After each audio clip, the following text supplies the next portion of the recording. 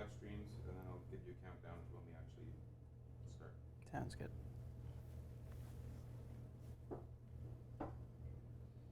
You got us where you want us in the camera shots, or need us to move? You're good. You're good. Yep.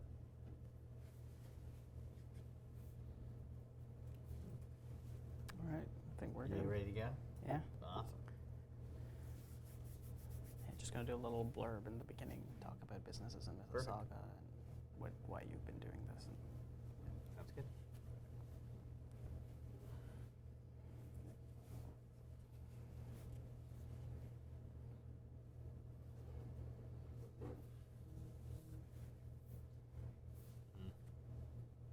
You know what? Matt, I'm gonna throw this at you because it may start buzzing if it's on vibrate. Ready? Okay. 3, 2. Good morning, everyone. My name is Abhijit, and thank you for joining the live stream right here from Brampton, Ontario. We're in AB Beats Technologies, which is a robotics firm right here in Brampton, and they've been gracious enough to host this event for us. I'm going to be joined later by Mike Schreiner, the leader of the Green Party of Ontario, who's been doing a clean and caring economy tour across this province, talking about transitioning to a cleaner and more caring future. He's been already visited Peterborough, Kingston, Belleville, and Oshawa, and today he's here in the Peel region. And I was fortunate enough to join him for the first pit stop of the tour, which was right here in Brampton again, in ABB Robotics, which uses robotics and technology to retrofit older technologies and make them more efficient and greener. So Mike has been doing this across Ontario because Ontarians have always been more resourceful and innovative leaders when it comes to tackling the greatest crises that this country has faced. And that starts with climate emergency. Climate emergency has shown that we need to tackle this sooner rather than later, but it also shows that there's an opportunity that we can grab and use it to turn Ontario into a more prosperous future by creating a clean and caring economy. There are several examples of this in Mississauga already. For example, there's Hydrogenics, which is a global leader in fuel cell technology, especially in hydrogen systems. There's also Silfab Solar, another company based in Mississauga that produces high efficiency solar panels. There's Pond Technologies, another company in the GTA that uses algae to convert CO2 emissions from industrial polluters and convert it into biofuel. So the solutions are already here, and the green sector is thriving despite what the Ford government is doing to it by mercilessly attacking it and ripping up green contracts and using their power to try to suppress the sector, but it's still thriving. Mike Schreiner, on the other hand, has been advocating for places like Oshawa, which have lost a lot of jobs recently, to become the next global hub for the electric vehicle revolution. He's been advocating and defending the Greenbelt against encroachment from developers who want to take away the Greenbelt and its protections on farmland and our water and our food. He's also one of the only MPPs who've had all-party support on his bill, which shows that Greens can do politics differently by working collaboratively and cooperatively with everyone. That's just a tip of the iceberg of what one Green MPP has been able to do over the span of about a year. And imagine what we can do with an entire caucus of Greens led by Mike at Queen's Park. So it is my honor to welcome and introduce Mike Schreiner, the leader of the Green Party of Ontario. Thanks, Abhijit. I really appreciate your kind introduction. Of course. And your fantastic work and your advocacy for your community. Thank you. It's very inspiring, so thank you. And I just want to thank everyone for joining us, this virtual town hall. Our Clean and Caring Economy tour has been fantastic so far. We've been connecting with energetic crowds everywhere we've gone, through southeastern Ontario and now into the Peel region. And it's clear everywhere I go, people recognize that we are facing a climate emergency. We feel it every day in the floods, the tornadoes, the forest fires, the extreme weather events that are threatening our quality of life and increasing the cost of living. We need to act. And I know, and we all know, that Ontarians are problem solvers, not problem deniers.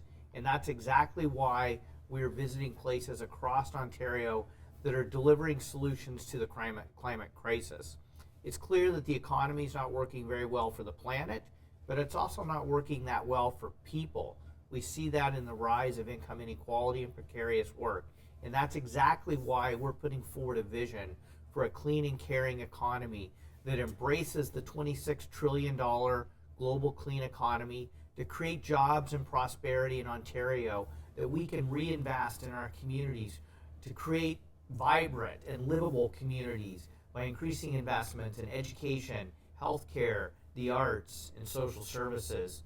It's clear that more people already today work in the clean economy than actually work in the fossil fuel industries. And so we need to embrace that new economy, skate to where the puck is going, so we can be a global leader in creating those jobs and generating that prosperity. We also need to be clear that the caring professions, healthcare, education, personal support workers, long-term care workers, first responders to emergencies, people who care for people in our communities, those are low carbon jobs too. And those are jobs that create the kinds of communities that people want to live in and that companies want to invest in. And finally, in addition to protecting the people we love, we need to stand up and defend the places we love. And that's why the Green Party is absolutely committed to protecting prime farmland. The food and farming sector is the largest employer in the province and contributes over $40 billion to the province's GDP. We will stand up and protect clean water. Every community in Ontario, Indigenous and non-Indigenous, should have access to clean water. We'll protect the green space that's so essential to absorbing excess water from extreme weather events to help prevent flooding. We will stand up for the places we love in Ontario. And I'm looking forward to answering your questions. We're going through Southern Ontario with our tour here in July. We'll be touring the near north in September. And we know I can't get to every community, so this is an opportunity to connect with people from all across Ontario. If you're not in one of the 15 communities we're visiting over this week and next week. And I just want to close by saying one of the things that I find so inspiring about being a part of this green movement that's sweeping Canada is Green's commitment to doing politics differently. We're committed to working across party lines to put people first. We'll stand up for a good idea that benefits the people of Ontario, regardless of which political party puts it forward. And so we're absolutely committed to getting rid of this toxic political culture we've seen at Queen's Park that we seem to be unfortunately importing from the United States, and actually work on a new way of doing politics, a way of doing politics that puts people before parties. So I'm looking forward to answering your questions, and thank you for joining us today. And thank you, Abhijit, for being such a fantastic host here in the Peel region. Thank you so much, Mike. All right, so questions are already starting to come in. The first question is from Matt from Parry Sound, who's asking, why is the caring economy part of the tour? Well, I mean, first of all, one of the things that makes Ontario a great place to live and makes our communities so vibrant is investments in the caring economy. And so, people want to live in community where people care for each other.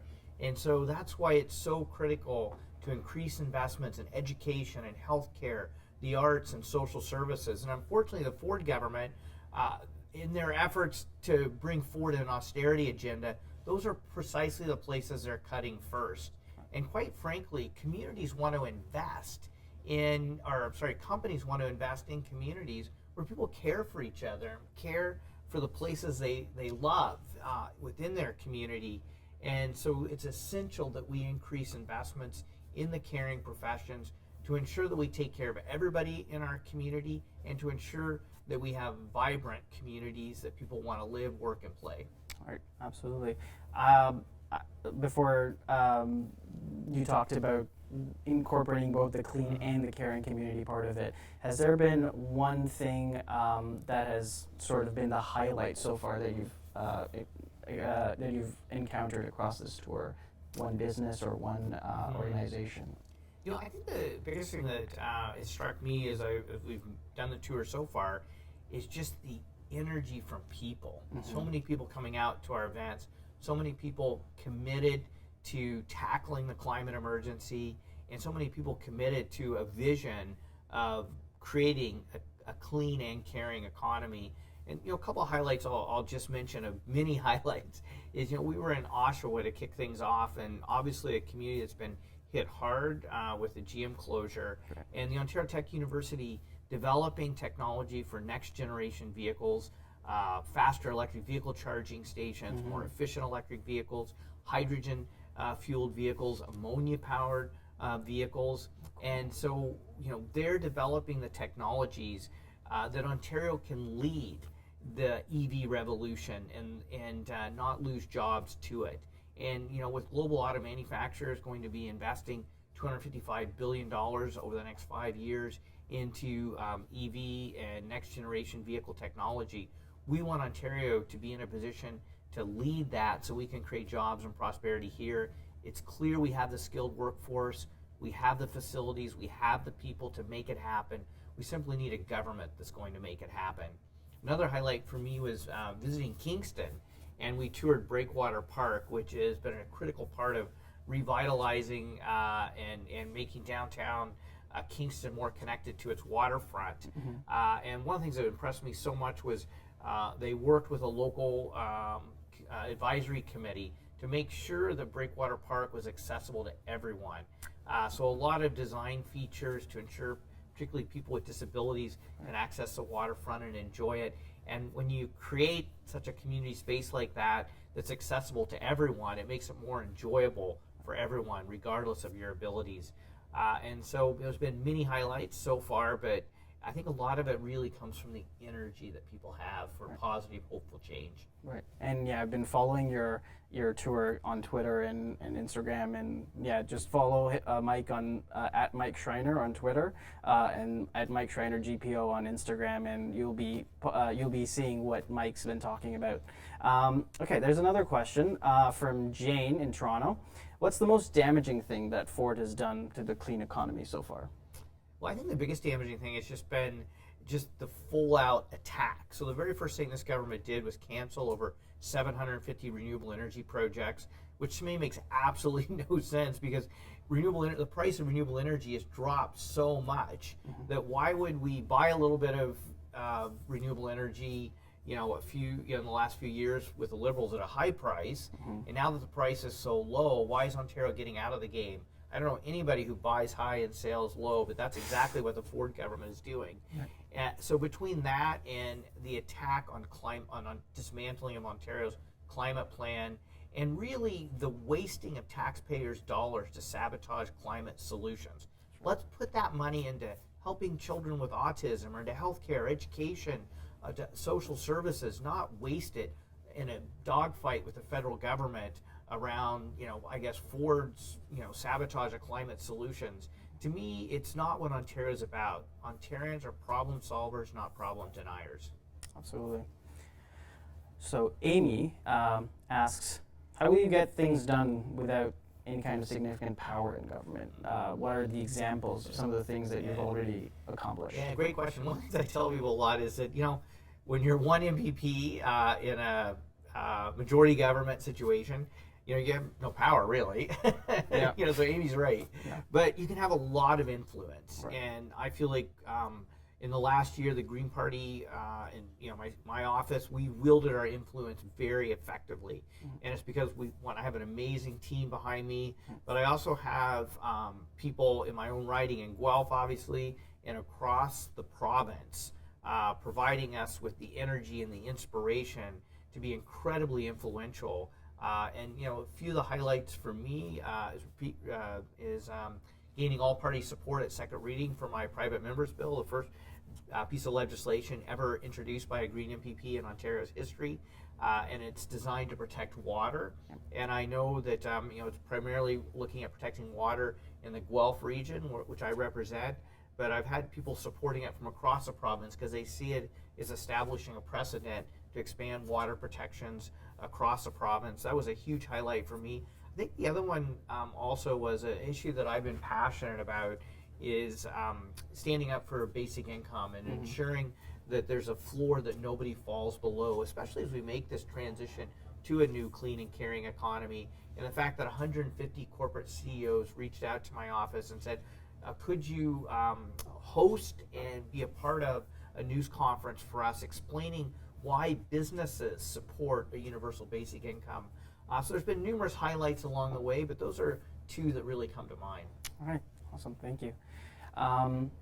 So there's Gian from Peterborough who's asking, there have been many cuts that have caused a bit of outrage fatigue, right? Every single day there's new cuts.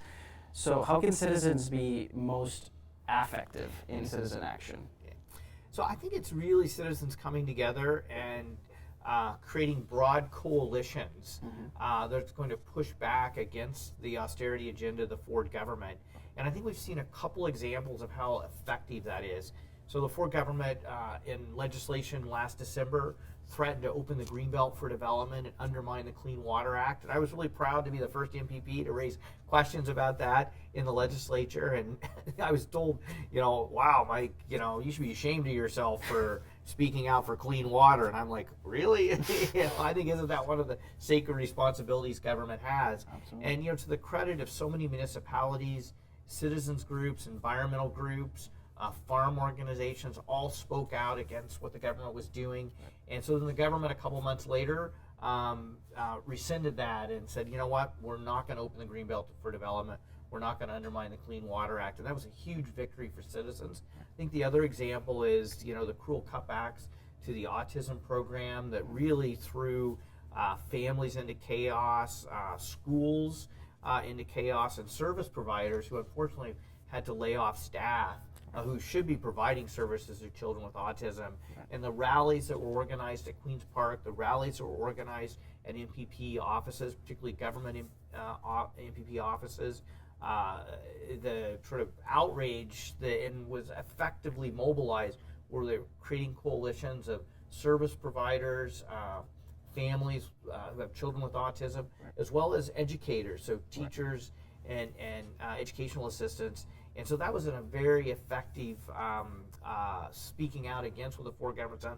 Obviously, they backtracked and now they're rethinking the Ontario Autism Program. And so I think it's finding those coalitions and having a focused message saying that the people of Ontario are not going to stand for these kinds of cuts. All right, awesome.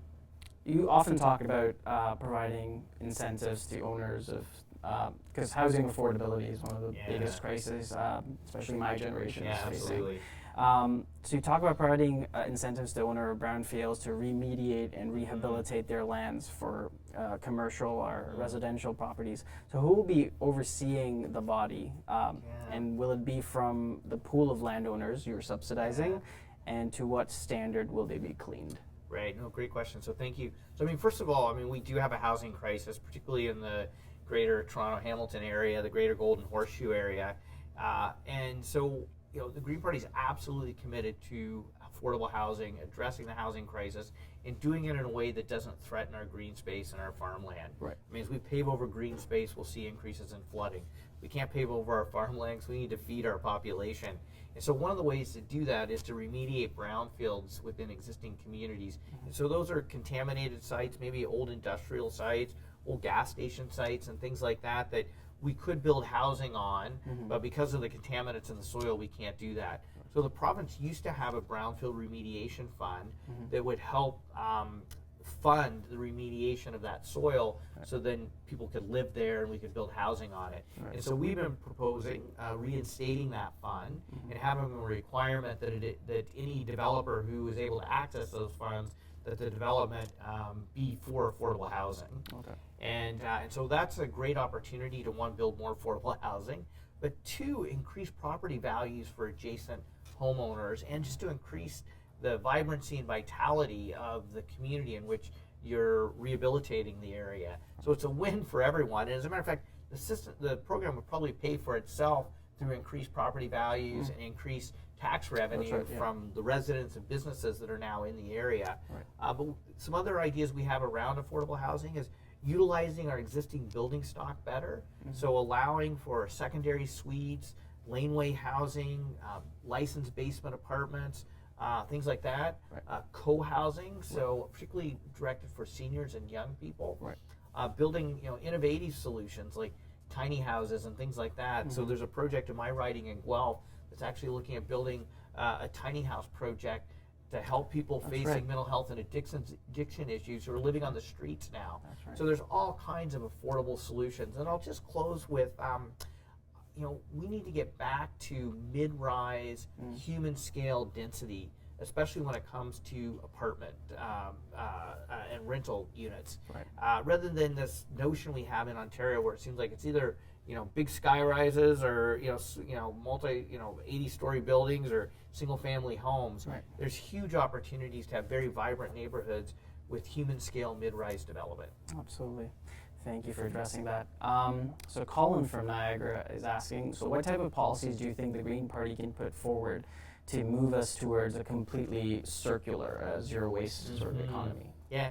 Oh, that's a great question. I have to give a shout out to my own writing, if you don't mind. Of course. Guelph just won the Smart Cities Challenge to create a circular food economy, to eliminate food waste, increase food security, increase access to food, particularly for those who are experiencing hunger. And it's going to be a huge job creator as well. And so I think Guelph and Wellington County is a perfect place for that kind of system to be in place. But we need to be looking at how do we create circular economies in all sectors of our society, including the food sector, obviously. And one of the best ways to do that is through what's known as individual producer responsibility. And under that approach, every manufacturer, business would be responsible for dealing with their own waste. And so that shifts the burden, the costs of waste and recycling and just waste management off of you as a property tax payer and puts it onto the backs of companies. So anyway, so that's a way to help relieve pressure on property taxes, which will then increase affordability for housing. But at the same time, it then creates market incentives for businesses to reduce the amount of waste they generate, because they now have a market incentive to reduce waste.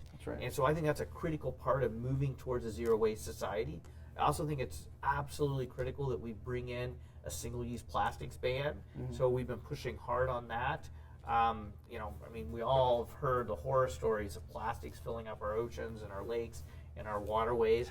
And we also need to ban organics from landfill and move it into the compost stream as well. And we saw a great example of this in Scarborough at the beginning of my tour the other day. We visited a condominium unit where they've moved from 14 bins of garbage a month down to 1. Wow. Saving their condominium $50,000 a year. Wow. And just simple low-tech solutions, like the chutes can only be used for organics now. The condominium hands out recycling bags to all the residents. And so what they've tried to do is make it easy for people to significantly reduce their waste. And that kind of solution should be replicated across all multi-residential buildings in the province, because one of our biggest challenges is the lack of recycling and composting in multi-residential buildings. And this unit in this building in Scarborough has shown that you can do it and do it in a way that actually saves you money. Yeah, 14 to 1, and you scaled that up to the city of Toronto. Can you imagine? Yeah, It's huge. That's crazy. Okay, so another question from Andrew, who's in Markham, who asks, how would you solve Ontario Power's massive debt problem, which basically forces it to raise the rates just to service debt to things like nuclear plants, right? Yeah. So, one of the challenges we face in Ontario with rising electricity prices is, first of all, we produce more power than we need. And so we're selling a lot of that power at a loss to other jurisdictions. And so why not make that power available to people in Ontario? And so one of the great ways of doing that is rolling out electric vehicle charging stations. We have a very clean grid in Ontario. So instead of selling that power at a loss, why not make it available to Ontarians to power their vehicles? In addition, we should have a program in place to sell excess power to Ontario manufacturers so they can create jobs in Ontario and have a competitive advantage. And then the other thing we have to look at is as we move forward, we're going to make critical choices about the electricity generation of the future. And so the Green Party has been calling for an independent public review of the cost of all sources of power generation, future, present and future, so we can make an informed choice. Right. The government, previous Liberal government said no to that. The Conservatives so far have said no to that. How can you make a smart choice if you don't have the information to make the right choice? Right. And then finally, we can't forget that the lowest cost way of addressing our energy needs is to use more energy more efficiently and to conserve energy. And so the Green Party has been pushing hard for a building retrofit program that would create millions of jobs across the province, help people save money by saving energy, and reduce our greenhouse gas pollution from our buildings, which is our second largest source of greenhouse gas pollution in the province. Right. So it's a win for the environment, win for the economy, win for jobs, win for your pocketbook. So my question is to follow up on Andrew. Why isn't the government doing that? Yeah, I don't get it. I mean, Right. you know, the Ford government eliminated about half of the energy efficiency programs because they said it was a waste of money. It makes absolutely no sense to me at all. Right. I mean, part of the challenge is when you have so much excess electricity, you're selling at a loss. Right. To incentivize using electricity more efficiently becomes counterproductive. Right. But so to me, let's solve the surplus electricity problem. Right. So then we can really make energy efficiency and conservation work for people, helping businesses and people save money by saving energy. Right. But instead of like rolling out EV infrastructure, for example, the Ford government's actually been ripping it out of things like, you know, Metrolinx parking That's right. lots, which makes absolutely no sense to me. Anyways, the frustration continues. Radu asks, would you reduce subsidies to fossil fuel energy sector organizations and subsidize clean energy organizations? If so, how? And if there's support for this idea at Queen's Park? Yeah, so in Ontario, fossil fuel subsidies are not as high as you might think. They're very high federally, Right. because we don't have a lot of fossil fuel industry in Ontario. We Right. do have subsidies for things like jet fuel in Ontario that the Environment Commissioner and others, including the Green Party, has been saying, like, why would we subsidize this? It makes absolutely no sense, especially when we're facing a climate emergency. Right. So Canada should end subsidies for the fossil fuel industry, period, prevent at all levels of government. Right. And one of the things that infuriates me is there's very little subsidies actually that goes into renewable energy. There was a little bit through the FIT program, though it wasn't technically a subsidy. And but yet we've been subsidizing the oil and gas sector for like over 100 years. We right. continue to subsidize the oil and gas sector. It makes absolutely no sense now that we're facing a climate emergency. Yeah, absolutely. Kyle asks, as the cleaner economy movement continues to grow, what kind of jobs would we see opening up? Yeah. So, you know, yesterday, one of the places we visited was Trent University and the city of Peterborough is teaming up together to create and build what they're calling the Clean Tech Commons. And they're talking about these are the jobs of the future today. Right. And what was so impressive was just how the breadth of jobs they were talking about. So everything from, you know, clean, like things you would think about. So clean energy, obviously. Right. But also water quality and conservation, changes in biosciences and medicine, innovations in the caring professions, natural resource management, so forestry, water, sustainable mining, those types of sectors.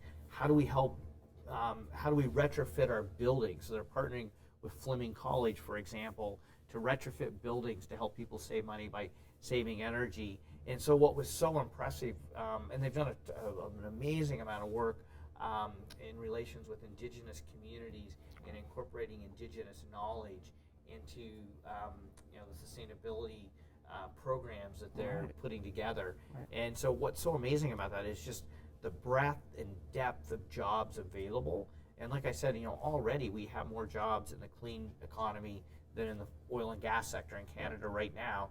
That's where the global job growth is, and so that's why we're pushing so hard to say Ontario should be a leader and seize the opportunities in that job growth. Absolutely.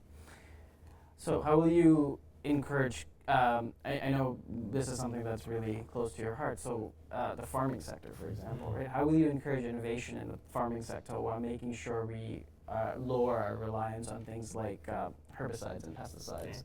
So innovation is already happening in the farming sector, and one of the things that is limiting that innovation is access to broadband internet. Okay. So we've been calling for broadband internet access across the province, particularly in rural and remote areas. And so one of the things that farmers can do is actually through internet technology, they can significantly reduce their dependency on pesticides and fertilizers, because they can do targeted applications only in areas they need it rather than broad application. Right. So the thing preventing them from doing that is broadband access. So that's just one little simple opportunity that could create huge changes to help farmers reduce their production costs and reduce their environmental impacts at the same time. We've also been calling for programs that pay farmers to provide environmental goods and services around protecting water, preserving pollinator habitat, storing CO2 and other environmental benefits. Right, fantastic.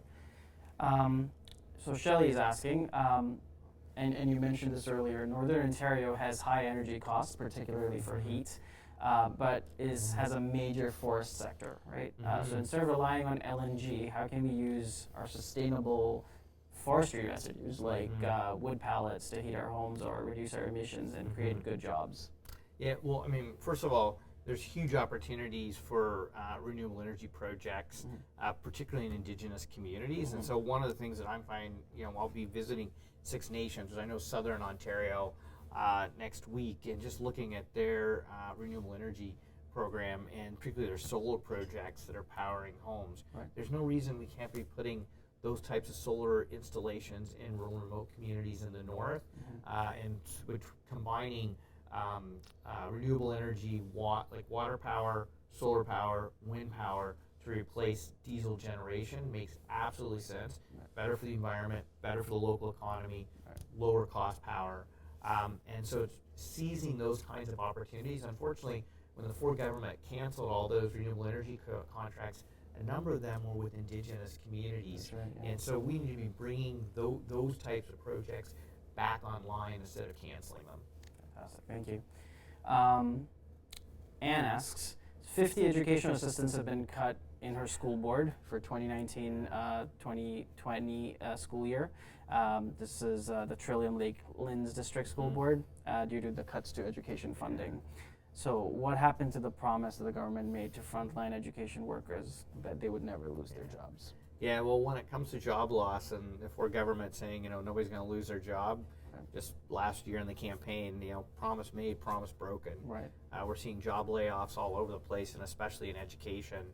And I really feel for people in the education sector, because already education's under-resourced, especially when it comes to educational assistance. So I'm glad the questioner brought that up. We need more educational assistance, particularly to make sure we provide the services that children with special needs, such as children with autism or other disabilities, so they can be fully integrated into the classroom. But we need the educational assistance to assist teachers in supporting those students. And then the increase in class sizes is going to have a devastating impact, particularly on our high schools. And we're seeing a lot of programs being cut now, programs targeting to support our most vulnerable students, programs in the trades, programs in outdoor education. Those are really critical, important programs that are being cut because of the changes in class sizes. So my hope is the Ford government's going to listen to the people of Ontario, listen to parents, listen to students, listen to educators, and reverse course on their education cuts. Thank you, Mike. Brian asks, the GTA and surrounding municipalities are often stuck in gridlock. There's mass transit. I live in the GTA. I totally understand you, Brian. How can we alleviate this gridlock in Southern Ontario, and how do we fund those transit solutions? Yeah. I mean, first of all, gridlock's costing our economy $6 billion a year, growing to $15 billion a year, not to mention just a deterioration in our quality of life and the amount of time we have for family and community. And so we have to tackle gridlock, and we have to roll out transit.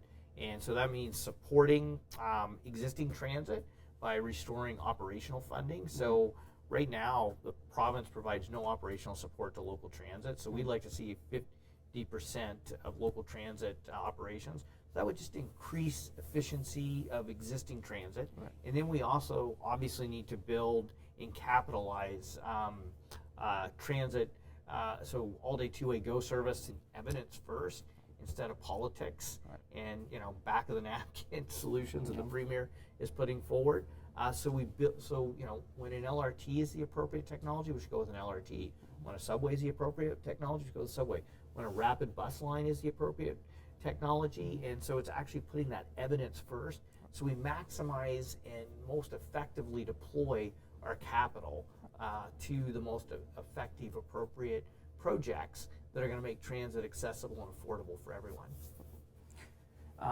Brian from Etobicoke asks, so how can a producer responsibility apply to things like, say, imported products, right? And where those responsible are not really within the country.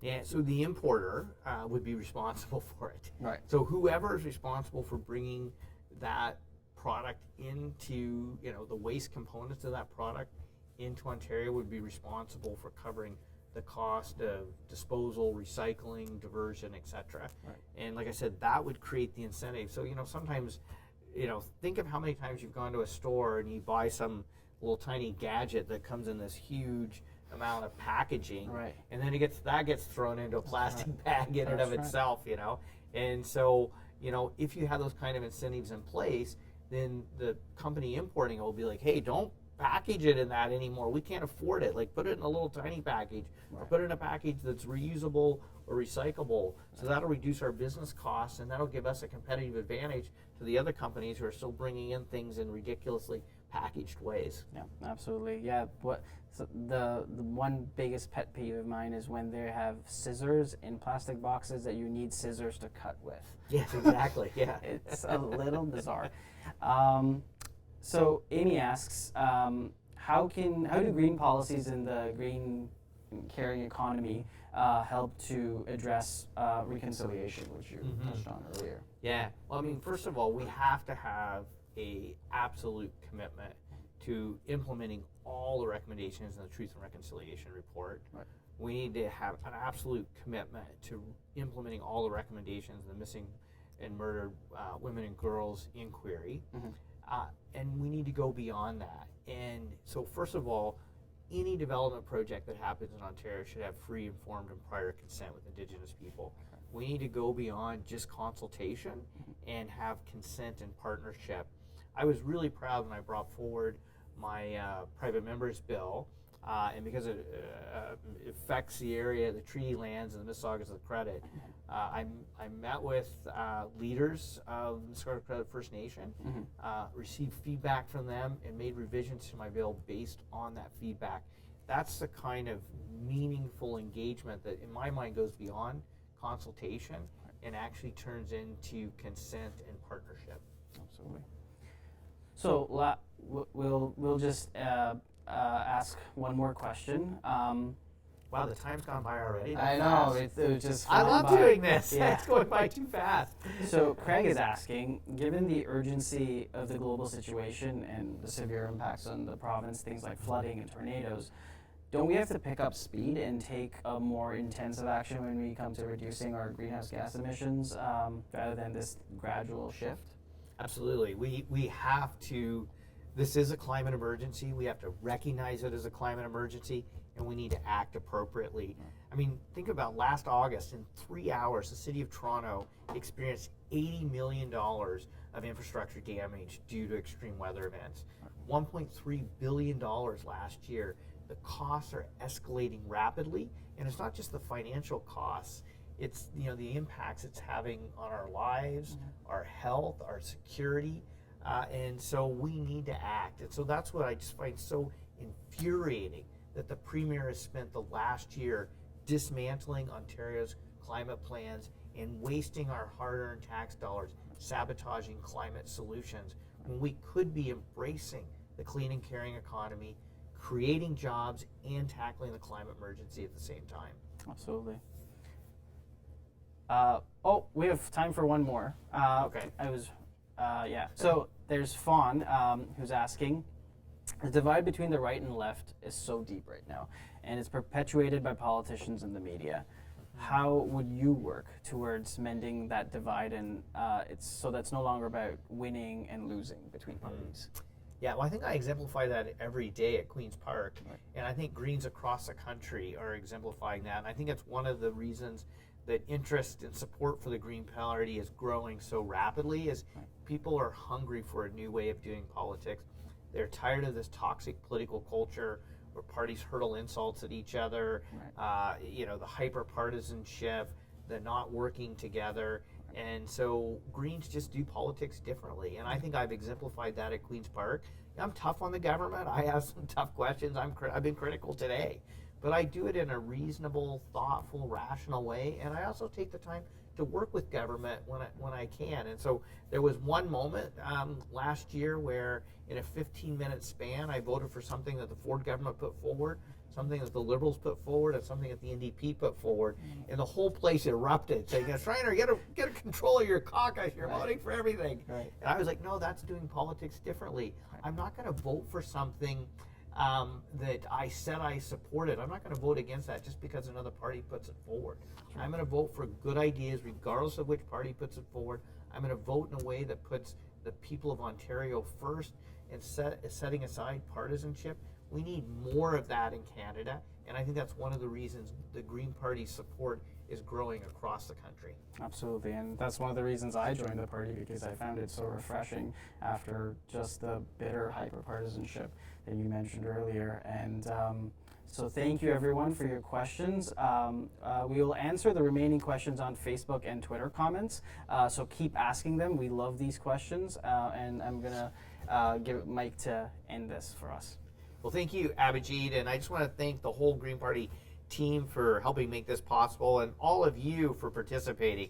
This is democracy in action, and there are many ways in which we can connect as Ontarians to solve the challenges we face. And we know there's a climate emergency. We know the economy is not working for people and planet, and we know there are solutions. And every day the people of Ontario are delivering those solutions.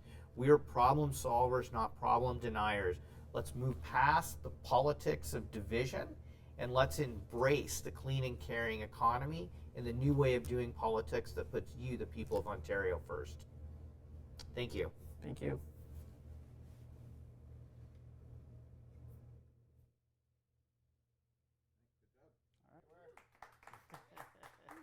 Way to go, team. That was awesome. Wow, you guys really pulled that off. I'm amazed. How many?